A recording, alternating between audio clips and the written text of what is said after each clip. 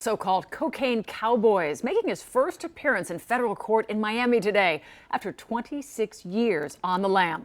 Gustavo Falcon was taken into custody in Kissimmee earlier this month, where he was living under an assumed name.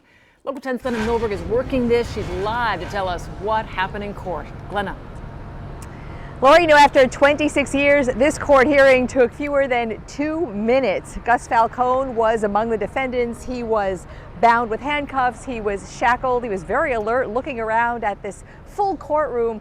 U.S. Marshals, FBI agents came. This was quite the spectacle, as much spectacle as can be in federal court. He doesn't look as old as I thought he would look.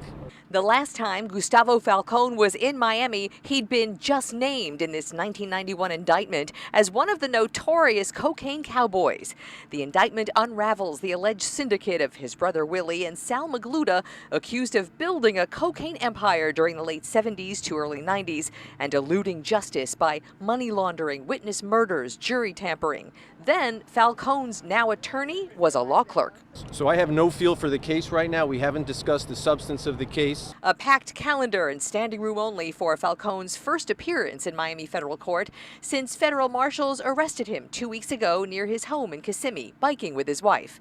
After 26 years, they'd traced him from a fraudulent driver's license and matched him to the phony names he and his family were using. Falcon's wife and adult children were not at the hearing, but other families were, and so was Orlando Lorenzo, Benny B in the original indictment, who served 14 years on a plea deal represented by this same attorney. One thing I'm sure of is that on May 11th we'll enter a plea of not guilty and demand a trial by jury. And until then, and possibly after, Falcon will reside right there in the federal detention in the jail here in downtown Miami. He is, as you heard, set to be back here on May 11th. That will be his formal arraignment.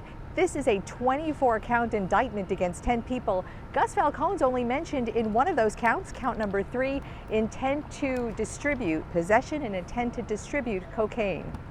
I'm Glenna Milberg, live in Miami today, Local 10 News.